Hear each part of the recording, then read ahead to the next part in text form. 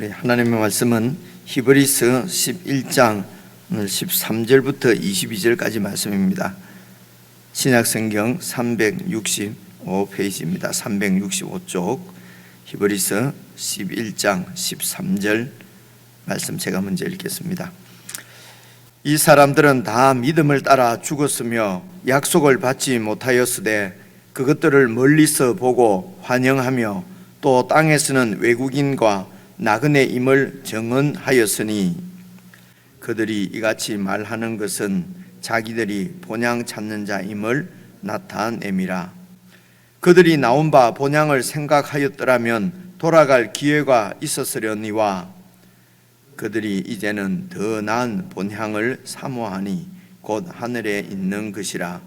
이러므로 하나님이 그들의 하나님이라 일컬음 받으심을 부끄러워하지 아니하시고 그들을 위하여 한 성을 예비하셨느니라. 아브라함은 시험을 받을 때에 믿음으로 이삭을 드렸으니 그는 약속들을 받은 자로 돼 그 외아들을 드렸느니라. 그에게 이미 말씀하시기를 내 자손이라 칭할 자는 이삭으로 말미암으리라 하셨으니 그가 하나님이 능히 이삭을 죽은 자 가운데서 다시 살리실 줄로 생각한지라.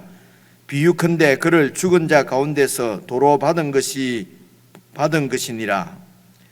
믿음으로 이삭은 장차 있을 일에 대하여 야곱과 에서에게 축복하였으며 믿음으로 야곱은 죽을 때에 요셉의 각 아들에게 축복하고 그 지팡이 머리에 의지하여 경배하였으며 믿음으로 요셉은 임종시에 이스라엘 자손들이 떠날 것을 말하고 또 자기 뼈를 위하여 명하였으며. 오늘 22절까지 말씀입니다. 13절 말씀부터 같이 살펴보시겠습니다. 이 사람들은 바로 앞에 나오는 아브라함과 또 이삭과 야곱을 말하는 것 같습니다. 이 사람들은 다 믿음을 따라서 죽었으며 이 세상을 믿음으로 살다가 죽었다는 얘기입니다. 그래서 그 믿음이 어떤 것이냐면요, 약속을 받지 못하였을 때 그것들을 멀리서 보고 환영하며 그렇게 살았다는 것이죠.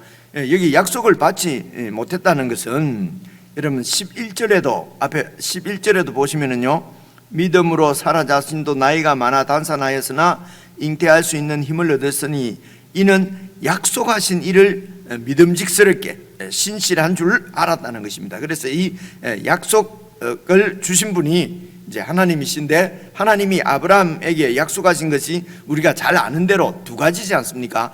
자손과 땅이었습니다.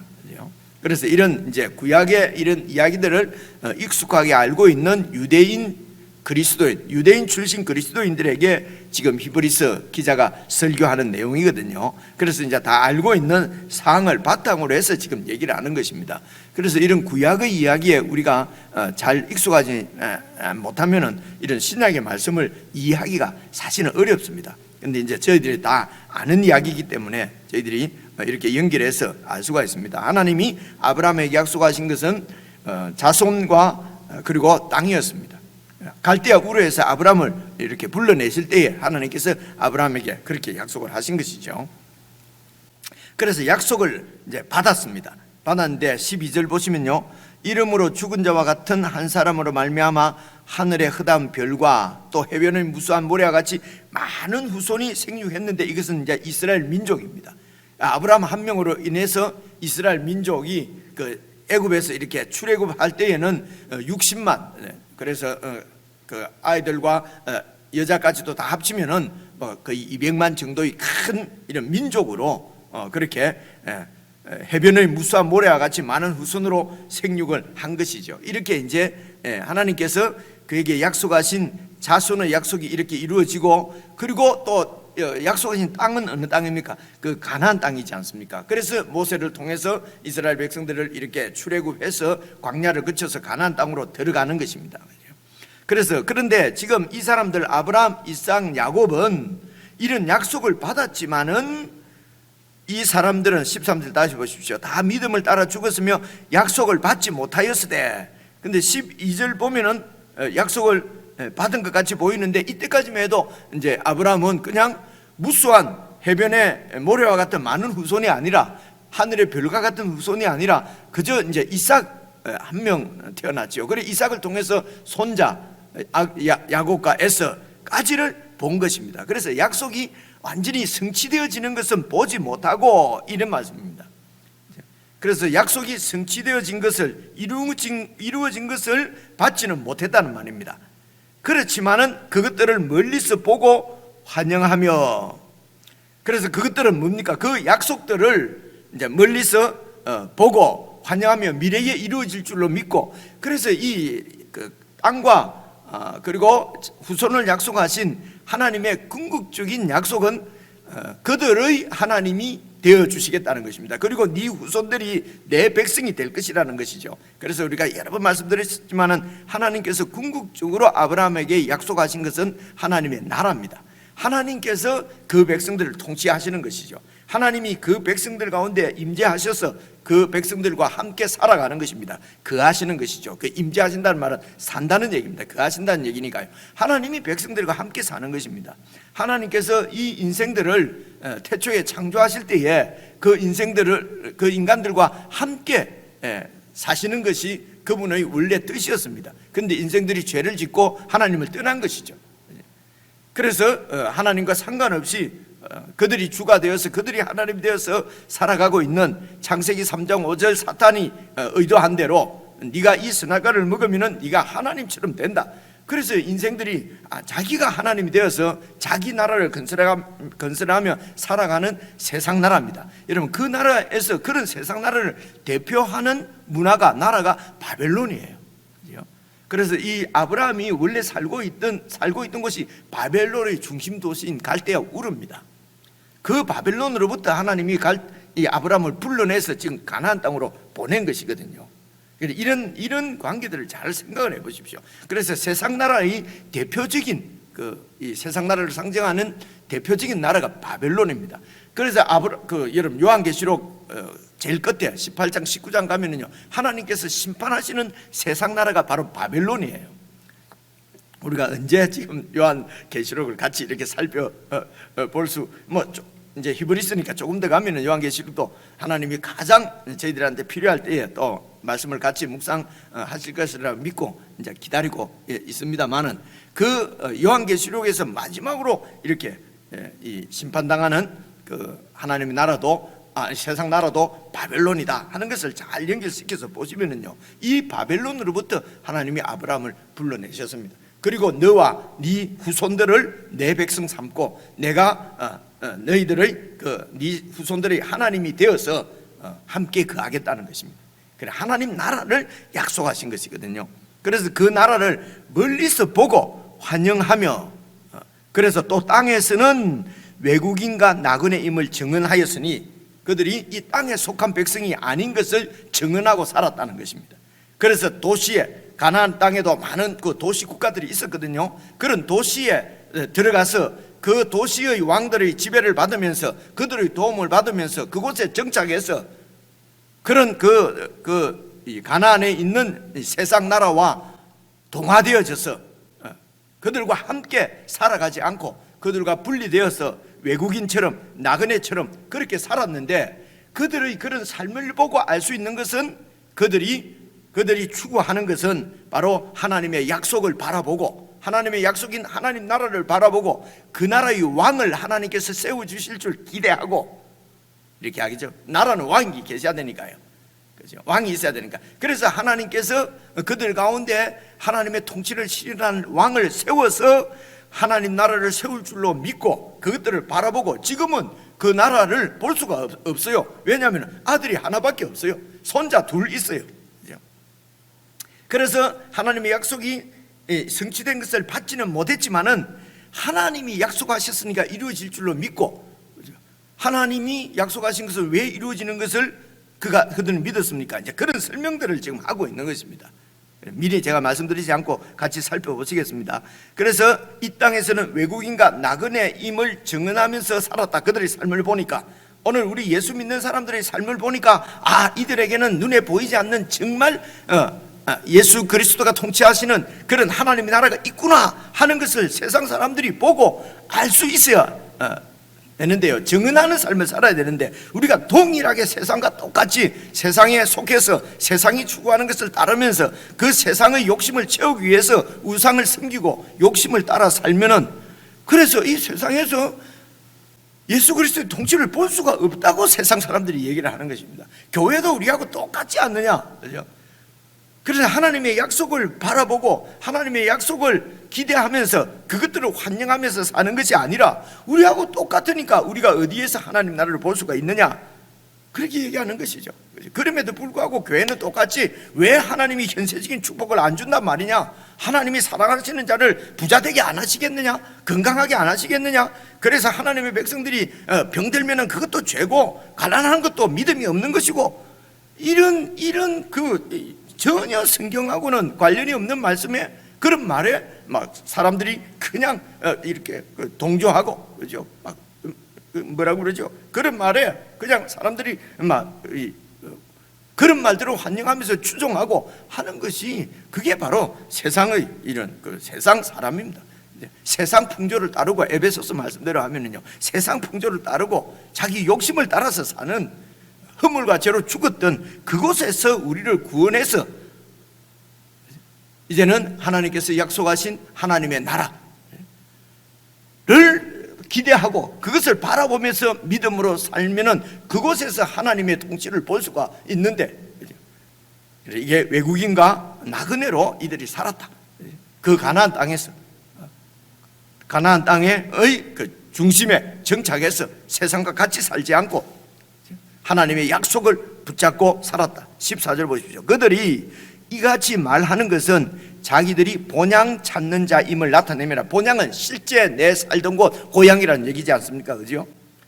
그래서 그들이 자기들이 본향 찾는 자인 것을 나타내면서 살았다는 것이죠. 15절입니다. 이 본향이 어디냐? 그들이 나온 바 본향을 생각하였더라면, 나온 바 본향이 어디입니까? 바벨론이죠. 갈대아 우르지요. 그죠? 그것은 아주 그것은 인간, 여러분 4대 문명 발생지 중에 하나가 그 바벨론 지역인 것은 여러분 우리가 살펴봤지 않습니까? 아주 막 인간 문화가 아주 정말 찬란하게 꽃피우던 그 갈대아 우르, 그것이 자기들의 본향인 줄 본향으로 생각했다면 그것으로 돌아갈 기회가 있었으려니와, 보십시오. 15절, 그들이 나온 바 본향을 생각하였더라면 돌아갈 기회가 있었으려니와. 그런데 그들이 추구하는 것은 그런 세상의 축복을 받는, 그런 세상에서 형통한 잘 되는 삶이 아니었다는 것입니다. 그럴 것 같으면은 그 갈대아 우르로 돌아가지 않겠냐 이거죠.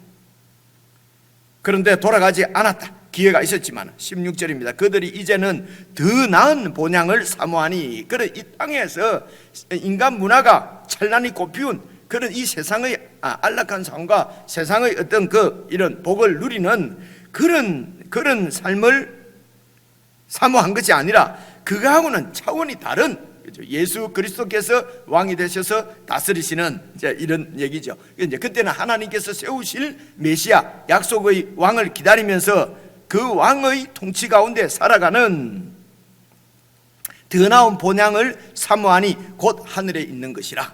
여러분, 구약에 있는 그 아브라함, 이삭, 야곱도 히브리서 설교자가 말하기로는 그들도 땅에 살았지만은 하늘에 있는 본향을 추구하며 살았다는 것입니다. 아직도 약속이 성취된 것을 보지 못했어요. 하나님이 하나님의 아들 예수 그리스도를, 예수님을 메시아로 우리에게 주신 일이 아직도 이루어지지 않은 그때에도 그들은 하늘에 있는 것을, 하늘에 있는 본향을 사모하면서 살았는데, 오늘은 예수 그리스도께서 이 땅에 오셔서 우리를 위해서 십자가에 죽으시고 부활하셔서 성천하셔서 하늘의 왕으로 등극하셔서 지금도 온 우주를 다스리시는 하늘의 왕을 우리가 주로 받아 있는데, 이런 우리가 이 땅을 추구하고 바벨론을 추구하고 이 세상에서 세상 사람들과 조금 비교해서 조금 더 낫게, 조금 좋은 사람으로, 조금 더 부자로, 조금 더 안락하게, 더 평안하게 이렇게 산다는 것은 말이 되지 않지 않느냐.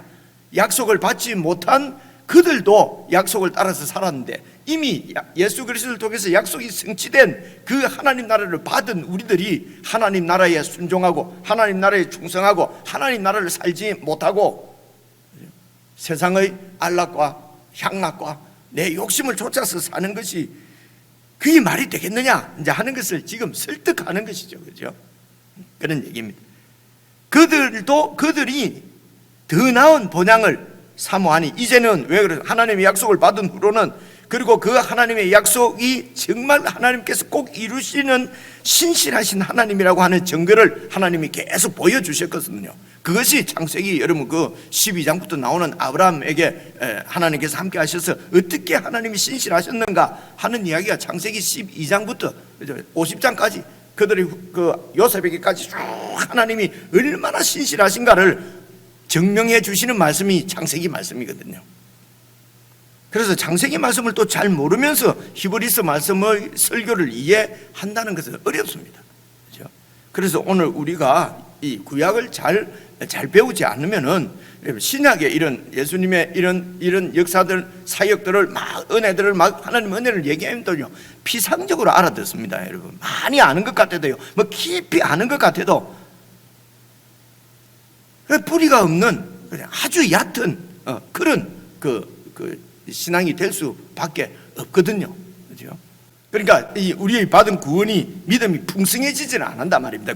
구약이 없으면은 여러분 예수 그리스도의 은혜가 풍성해지지 않습니다. 그렇죠?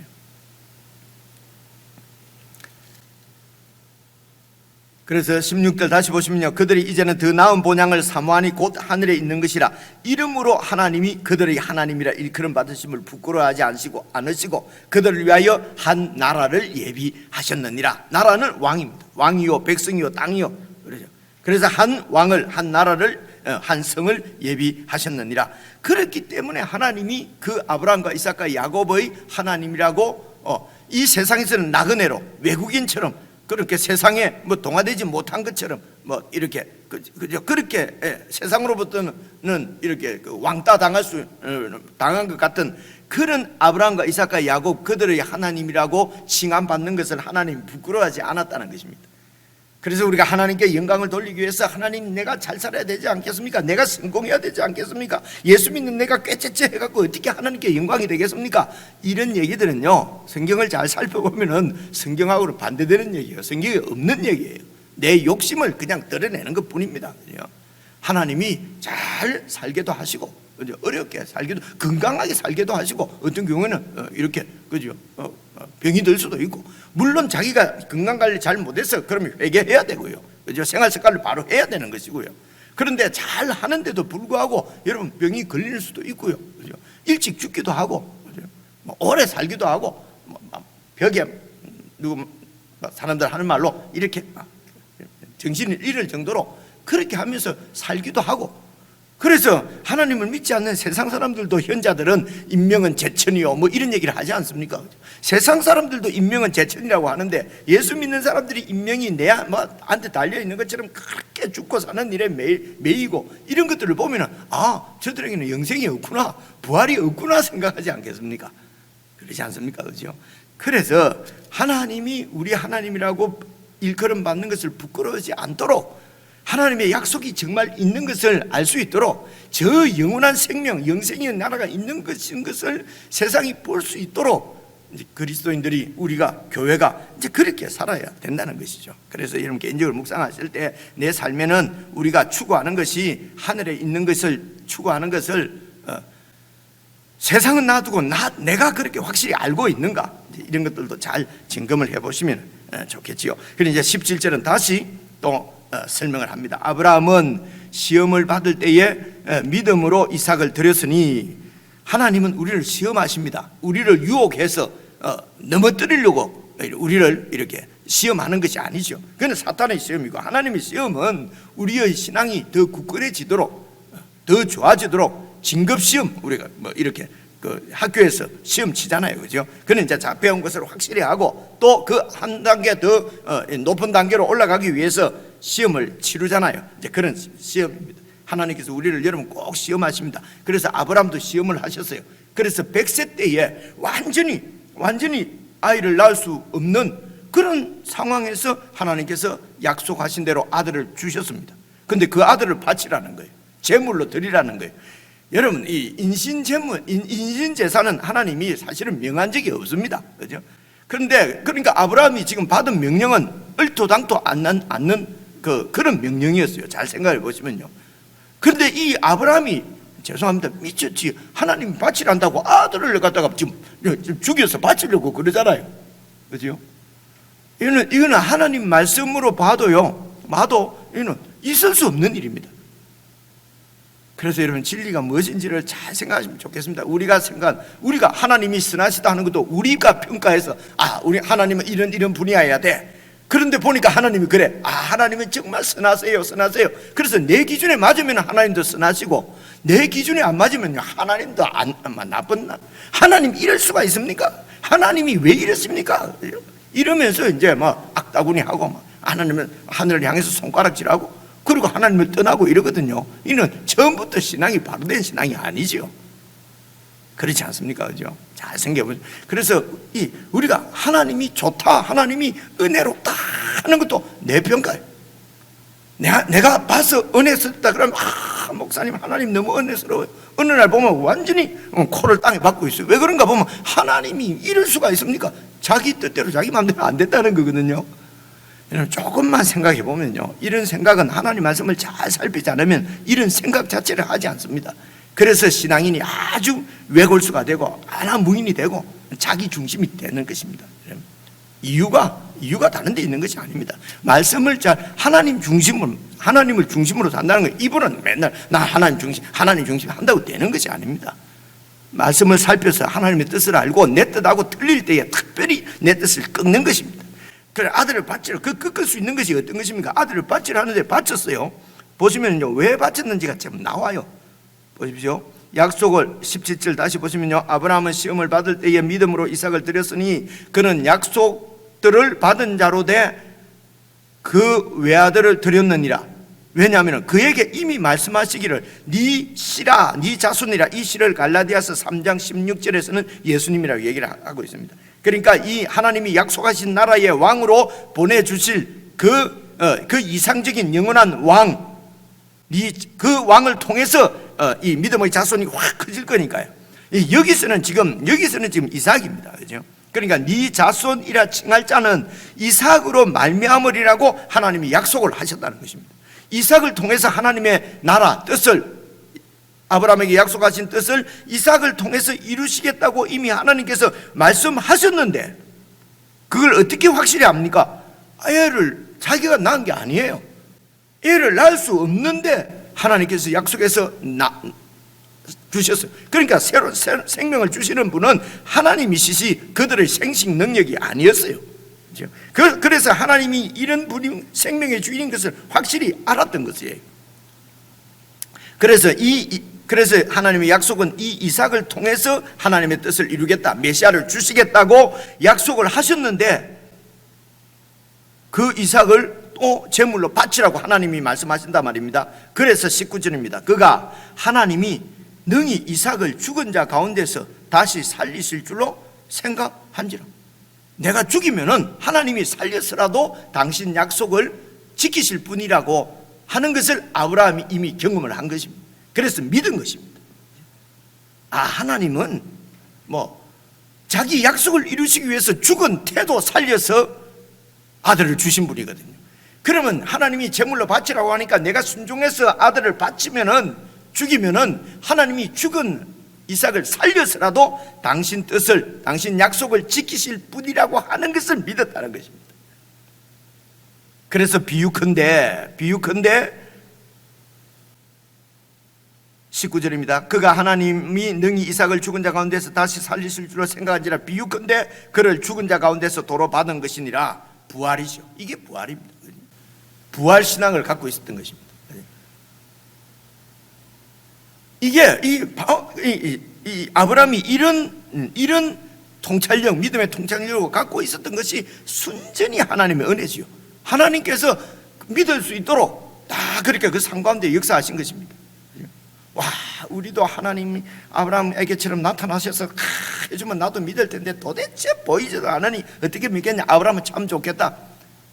시간 관계상 예를 들어서 많이 설명 못한다만요, 아브라함보다도 훨씬 더 하나님께서 확실하게 보여주신 하나님을 믿을 만한 더 많은 증거들을 우리는 갖고 있어요. 그게 바로 십자가입니다. 아브라함이 멀리서 바라만 보고 환영했던 그 메시아, 그 메시아를 하나님께서 이미 보내주시고, 그 메시아가 십자가에 죽으셔서 내 모든 죄를 다 청산하시고 해결하시고, 그리고 부활하셔서 지금도 하늘 보좌에 앉아 계시는 이 분명한 살아계신 하나님을 우리에게 보여주신 것이 바로 예수 그리스도십니다. 그죠? 그래서 믿음으로 살아야 된단 말입니다. 예수님이 그분이 우리의 주님이란 말입니다. 그러니까 어떻게 낙심할 수 있으며, 우리 눈에 보이는 일 때문에 어떻게 낙담할 수 있으며, 아이고 이제는 망했구나, 죽었구나 하는 소리가 어떻게 나올 수 있으며, 그죠? 어떻게 내가 알아냈다 할 수가 있습니까? 하나님이 계시로 다 예수님이 뭘 우리에게 주신 것이 바로 하나님의 은혜죠. 20절입니다. 믿음으로 이삭은 장차 있을 일에 대하여 야곱과 에서에게 주고, 장차 있을 일은 아버지로부터 받았던 그 하나님 나라에 대한 약속을 물려주는 것입니다. 그런 믿음으로 야곱과 에서를 축복했고, 물론 아주 많은 문제들이 있었던 것을 우리들은 창세기 말씀에서 알고 있습니다. 그런데도 히브리서 기자는 다른 것 떠나서 아버지에게 약속했던 하나님의 그 약속을 나도 이어받고 그 약속을 내 아들들에게 넘겨주는 것입니다. 계승하는 것이요. 여러분, 이게 믿음입니다. 내 믿음을 우리의 자녀들에게 계승해 주는 것이죠. 꼭 육신의 자녀뿐만 아니라 내가 전도하고 내가 말씀을 전해서, 그래서 영적인 자녀들에게도 이 믿음을 이렇게 이 신앙을 넘겨주는 거죠. 계승하는 거죠. 이것을 믿음으로 했다고 얘기를 합니다.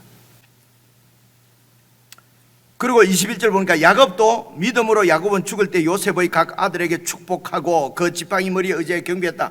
이 말씀도 잘 생각해 보시면요, 요셉의 각 아들이 두 아들이지 않습니까? 므낫세와 그리고 에브라임입니다. 당연히 장자인 므낫세가 이렇게 그 당시에는 축복을 받아야 되는데, 이 야곱이 이래가지고 손을, 여러분 기억나시죠? 그죠? 이렇게 어긋쳐서 축복을 하려고 하니까 요셉이 아버지 보고, 아버지 그 잘못됐습니다, 이쪽입니다 하니까, 아들아 나도 안다, 됐다, 하나님의 뜻입니다. 그냥 그 세상의 어떤 이런 그런 간섭이 아니라 하나님의 뜻에 그만큼 민감하고 밝았다는 것입니다. 야곱이 마지막 판에는 그렇게 해서 이제 이렇게 믿음으로 하나님의 약속이 이렇게 내려가는 것을 믿음으로 이렇게 아들들을, 요셉의 아들들을 축복했다는 말씀이고요. 그리고 지팡이 머리에 의지해서 경배했다고 그러지 않습니까? 하나님을. 22절입니다. 믿음으로 요셉은 임종시에 죽을 때에 이스라엘 자손들이 떠날 것을 말하고, 하나님께서 약속하신 가나안 땅, 그 땅으로 이 백성들을 하나님이 이끌어 가실 것을 요셉이 믿었다는 것입니다. 어떻게 믿었습니까? 하나님의 약속에 의해서, 아버지로부터 받은 약속, 그리고 지금까지 내 생애에 임하신 신실하신 하나님을 요셉은 이미 경험했지 않습니까? 그죠? 그래서 죽을 때에 하나님께서 이 내 민족들을, 히브리 민족들을, 내 동족들을 가나안 땅으로 데려가실 것을, 미래에 그렇게 할 것을 그냥 알고, 하나님이 그렇게 말씀하시니까 그렇게 될 줄로 알고, 이게 믿음입니다. 알고 죽을 때에 뭐라고 얘기합니까? 또 자기 뼈를 위하여 명하였으며, 너희들이 갈 때에 내 무덤을 파서 내 뼈를 가지고 가나안 땅으로 가달라라고 약속하는 것이 그 창세기 50장에 나오거든요. 지금 그 얘기를 얘기하는 것입니다. 그래서 요셉도 죽으면서 애굽의 총리였지 않습니까? 애굽이 그에게는, 애굽이 완전히 애굽을 통치하던 왕이나 다름없지 않습니까? 그래서 세상의 왕 자리에 있었지만은 그가 바라보고 있었던 것은 이 세상 왕에 집착한 것이 아니라 하나님의 약속인 하늘에 있는 성을 바라보고 죽었다는 것입니다. 요셉을 봐라, 막 국무총리 했잖냐. 우리도 이 땅에서 국무총리 하는 것이 하나님 뜻이다. 이 땅에서 국무총리 하는 것이 하나님 뜻이 아니에요. 국무총리 자리에 있으면서도 이 세상에 물들어서 세상의 지배를 받고 세상의 통치를 받고 세상과 동화되는 것이 아니고, 국무총리 자리에서도 세상의 정책이나 세상 왕에게 순종하는 것이 아니라 하나님의 나라를 소망하면서 그 나라를 살아가는 사람, 그것이 하나님의 뜻이라는 것입니다.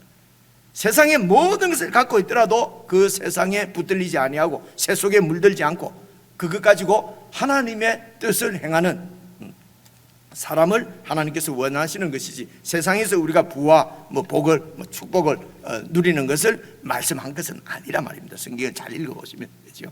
그래서 요셉이 개인적으로 여러분 읽으실 때에 지금 본문에서 아주 축약해서 이렇게 설명해 놓은 것이거든요. 그 의미들을 잘 한번 봐보십시오.